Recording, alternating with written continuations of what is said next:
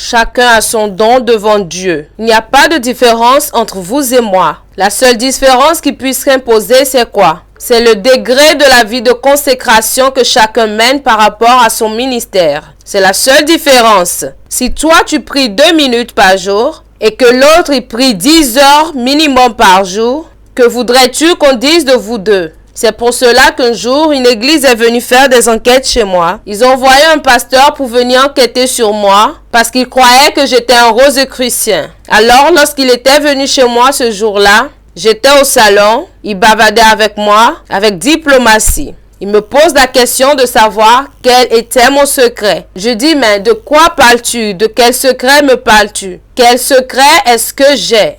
J'ai ouvert la Bible, je lui ai montré, je dis, voici mon secret. Mais voici mon secret. En même temps, Dieu me révèle toute sa vie. Je lui ai dit, je bénis le nom du Seigneur du fait que depuis que tu es venu, je ne suis pas entré dans ma chambre. Alors, je te montrerai la table de la Rose-Croix qu'il y a dans ma chambre. Tu verras les livres et les documents. Comme cela, tu iras rendre témoignage qu'aujourd'hui, tu m'as saisi dans la Rose-Croix. Ça, c'est une bonne chose. Il a dit non, que lui n'est pas venu pour une histoire de Rose-Croix. Je dis, mais pourquoi tu me poses la question? Et je lui ai dit, toi, dans ta vie, toi qui es pasteur, toi, tu diriges des fidèles, tu mènes une vie de prière de 15 minutes par jour. Et je lui ai dit, ce matin, tu n'as même pas prié. Tu n'as même pas prié ce matin et tu viens t'asseoir devant moi pour me demander mon secret. Tu mènes une vie de prière de 15 minutes par jour. Et moi, je me bats pour réussir pendant 7 heures, 10 heures par jour. Si on nous met nous deux sur une plateforme de croisade, tu voudrais qu'il se passe quoi au travers de nous deux sur la plateforme? Je lui ai dit non, ce n'est pas l'enseignement de la faculté de la théologie. Nous devons faire la pratique. Toi, tu fais 15 minutes de prière par jour. Un homme de Dieu qui fait 15 minutes par jour. Et tu veux être efficace. Et comme cela, tu veux poser la question à celui qui se consacre nuit et jour. Tu veux lui dire quel est ton secret. Allons jeûner 40 jours, 40 nuits. Tu ne connais pas mon secret. Allons-y. Je lui ai dit, allons-y. Allons, viens. Et j'ai commencé par lui faire un enseignement sur la puissance de Dieu. Je n'avais pas encore fini d'enseigner qu'il s'est mis à genoux. Il dit, prie pour moi s'il te plaît. Que Dieu m'utilise. J'ai dit, tu n'es pas venu pour que je prie pour toi. Ma main ne te touchera pas. Tu es venu pour aller dire que je suis rosicrucien. Alors vas-y. Il est parti et il est sorti de cette communauté. Oui, il est sorti. Il est allé chercher Dieu dans le jeûne et la prière. Il a demandé à Dieu de lui donner une vie de consécration. Et Dieu a commencé à l'utiliser puissamment. Alors, vous devez savoir que nous ne sommes pas différents. Mais la seule différence réside dans le degré de votre vie de consécration par rapport à votre ministère. Parce que si tu ne prends pas ton ministère au sérieux, tu ne verras rien de sérieux. Vous ne verrez rien de sérieux. C'est pour cela que je ne suis pas d'accord avec ceux qui enseignent qu'on n'a pas besoin de jeûner pour grandir ou pour faire quoi que ce soit. Arrêtez de nous séduire. Si on ne devait pas jeûner, la Bible n'allait pas parler du vrai jeûne dans Ésaïe 58. Et Jésus, dans Matthieu chapitre 6, n'allait pas également parler du jeûne. Jésus lui-même a montré qu'il fallait jeûner.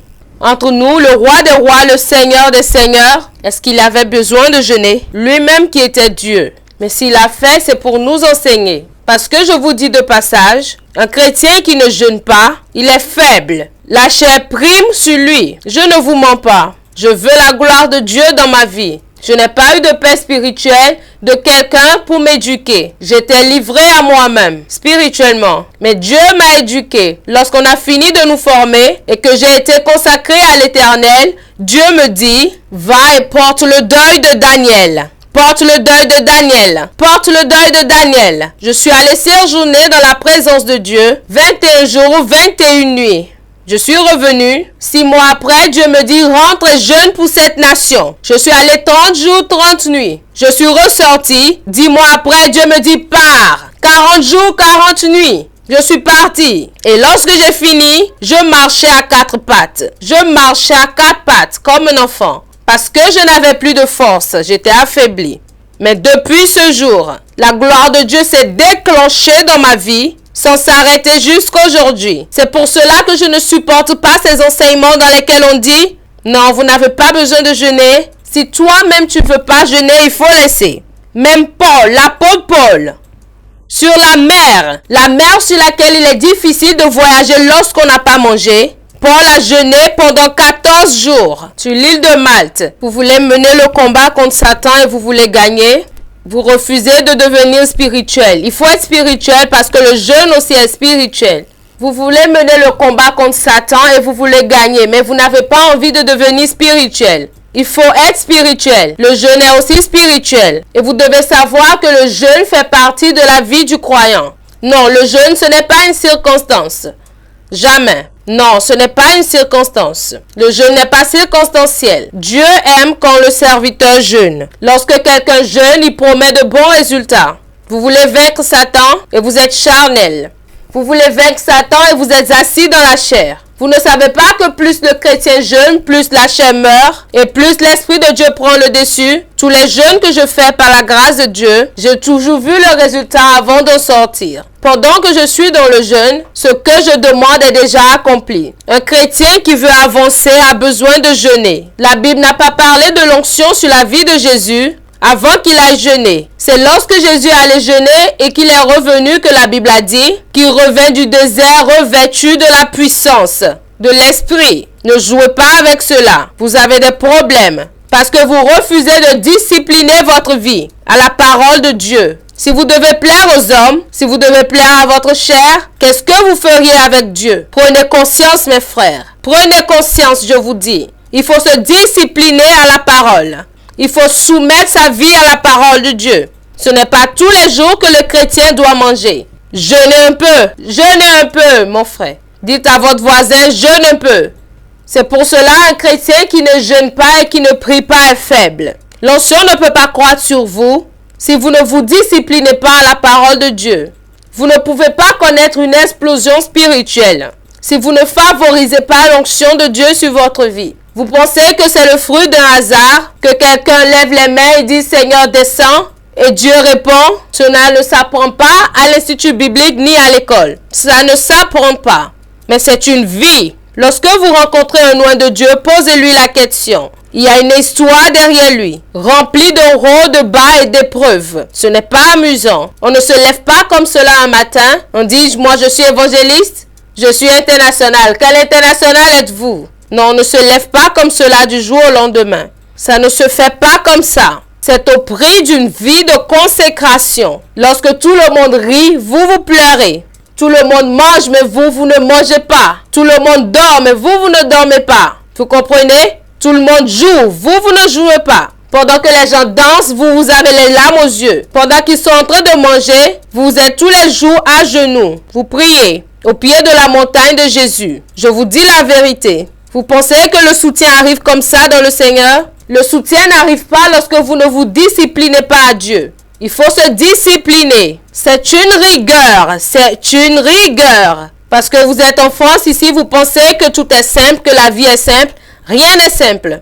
Jésus, pour sauver l'humanité, a payé le prix. Si vous aussi vous voulez faire mieux, payez le prix. C'est vrai. J'ai vu la puissance de Dieu. J'ai vu l'onction de Dieu. J'ai vu cela. J'ai vu Dieu soulever des foules. J'ai vu la puissance de Dieu mettre à terre une foule de 2000 personnes. Sous la commande du Saint-Esprit. Je me suis arrêté, mes mains tendues, et je vois tout le monde depuis le devant jusqu'à derrière. Plus de 1000 personnes à terre. Dans la même minute, au même moment. J'ai vu cela. J'ai vu les morts ressuscités. En pleine gare, on amène un mort. On dit mort, ressuscite-toi, il se lève. J'ai vu un paralytique, on lui a dit paralytique, lève-toi. Par la puissance de la parole, il s'est levé. J'ai vu cela. Une femme enceinte depuis 14 mois qui n'arrive pas à enfanter. Sur le coup, on l'amène à l'hôpital, elle enfante un gros garçon. J'ai vu cela. On part avec elle, les 10 minutes qui suivent, elle devient une mère. J'ai vu cela. Une femme de 60 ans qui n'avait jamais eu d'enfant. Elle est enceinte actuellement, elle va bientôt accoucher. On ne joue pas avec la puissance de Dieu. C'est pour cela que lorsque Dieu se manifeste dans votre vie, la règle du jeu, c'est l'humilité. Je ne suis pas à Paris ici pour dire que si j'étais pas venu, les gens ne seraient pas délivrés. Je viens d'où même? D'où est-ce que je sors? Gloire à Jésus. Parce que Dieu l'a fait. Lorsque je vous dis que j'ai vu, c'est pour dire quoi? Pour dire que lorsque vous cherchez Dieu, il vous répond. Lorsque vous le cherchez, il vous répond. Il dit, cherchez-moi et vous me trouverez. Je me laisserai trouver par celui qui me cherche. Il a dit, cherche-le et tu le trouveras, mon ami. Dieu se cherche. Le Dieu que nous prions, le Dieu que nous adorons, le Dieu que nous prêchons, il ne se conçoit pas, il ne s'admet pas comme ça. Il n'est pas une ironie. Il se vit et il se démontre. Si A plus B égale à C, si 2 plus 2 égale à 4, avec Jésus, quand tu fais telle chose et telle chose, le résultat est tangible. C'est clair. Ah oui, on ne peut pas me détourner de ça. J'ai vu des miracles de Dieu. Mais cela ne tombe pas du ciel comme ça, mon ami. C'est au prix d'une vie de consécration. Consacre-toi, consacre-toi. Il n'y a personne qui se consacre sans voir la gloire de Dieu. Ce n'est pas possible. Une fois, une dame devait accoucher. L'enfant est mort dans son ventre et elle est morte avec lui. Tout le monde était rassemblé. J'écoutais et je leur ai dit, écartez-vous, je veux parler à cette femme. J'ai dit, je veux lui parler. J'ai dit, toi femme, reviens à la vie. Enfant, sors. La puissance de Dieu visite le corps. Elle crie, waouh! Le bébé qui est mort est ressuscité. Elle est ressuscitée à son tour au nom de Jésus. Au nom de Jésus de Nazareth. Les deux vivent jusqu'à aujourd'hui. Mais c'est au prix d'une consécration. Et ce n'est pas dans la division que cela doit se faire. Comme ça se passe dans certaines églises, tel pasteur qui en humilie un autre parce qu'il n'a pas une expérience dans le ministère. Tel serviteur de Dieu qui veut marcher sur tel. Pour qu'à chaque fois que tu arrives quelque part, on dise que toi, tu es le meilleur. Ah bon, tu es le meilleur? Il ne faut même pas énerver Jésus. Les chrétiens doivent rester dans leur coin pour se lever et frapper Satan et retourner dans le secteur. Frapper un coup encore et tu rentres la tête, tu ressors. Tu le frappes encore. Tu ressors, tu le frappes. Malgré l'opposition, qu'il le veuille ou pas, on gagnera tout ce pays par la puissance de Dieu. C'est clair. Je vous dis la vérité. Je ne mens pas. Il y a des gens qui sont parmi nous ici. Demandez à ma fille spirituelle que je viens de voir en ce lieu. Elle vous le dira. Demandez-lui. Elle était à la croisade, à Macori. Lorsque le Saint-Esprit pousse, il fait pousser le bras d'une jeune fille. La main était courte.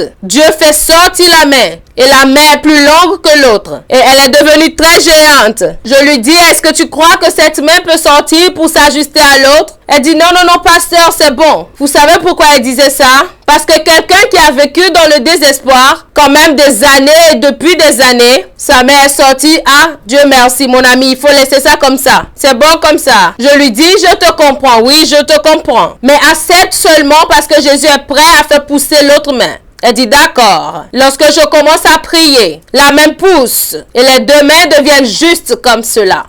Dieu est en train de produire de tels miracles dans le monde. Le temps du grand réveil est arrivé. Il est temps que vous vous réveillez. Ça suffit. Cessez de dormir. On voit un louba d'Abidjan passant à côté de l'hôtel Les Boitons. Un louba. Il frappe tout le monde dans le quartier de Cocody. Chicote tout le monde. Il est bien musclé. La parole de connaissance sort. Quelqu'un là-bas dont le pied est court, Dieu veut te guérir aujourd'hui. Il se lève et il arrive. Il ne marche pas bien parce que l'autre pied est court par rapport à l'autre. Je lui dis, tu crois que Dieu peut faire sortir ton pied? Il dit oui. Tu crois que Jésus, le Fils de Dieu, est vivant? Il dit oui. Tu crois que sa puissance suffit pour te guérir? Oui. Tu crois qu'il est ton sauveur? Oui. Si tu le crois, pied, sors. Le pied a poussé et a atteint le sol. Et lorsque le pied a poussé, il a commencé par marcher correctement. Toute la salle l'avait vu. Il arrive au quartier ce matin-là. Tout le monde le regarde. Comment il est devenu? Tout le monde a commencé à le regarder, se demandant comment il a pu devenir comme cela. Il a commencé à crier, ce que vous voyez sur moi. Il y a un homme qui a fait ça, c'est Jésus-Christ. Il est devenu évangéliste. C'est pour cela que je vous dis, il n'est pas bien que nous demeurions dans la division. Si nous voulons voir la main de Dieu, le combat ne peut pas se mener dans la division. C'est Satan qui nous divise. Il rentre dans les églises pour cogner les têtes des églises. Parce que chez vous à Paris ici, complétez-vous ici. Assez chez vous à Paris ici, complétez-vous. Un pays comme la Côte d'Ivoire est obligé de reconnaître la puissance de Dieu. Qu'elle le veuille ou pas, c'est forcé. Et chaque pasteur maintenant en Côte d'Ivoire est tenu de chercher l'onction. Parce que si tu n'as plus l'onction, mon ami, ton église se videra. Assieds-toi. Mais c'est la vérité. On vient à l'église pour vivre et non pour rire. L'église est puissante. L'église est puissante. Il n'y a pas de puissance dans le monde qui est plus que la puissance que l'église possède. Mais c'est parce que l'église elle-même elle ne reconnaît pas son droit. Elle n'utilise pas son droit. J'ai dit qu'il s'est levé Depuis que vous avez entendu que le ministre français est dans le coma, qui s'est levé pour aller prier pour lui? Non, qui s'est levé pour aller prier pour lui. Je n'ai pas dit qui a prié pour lui depuis la maison.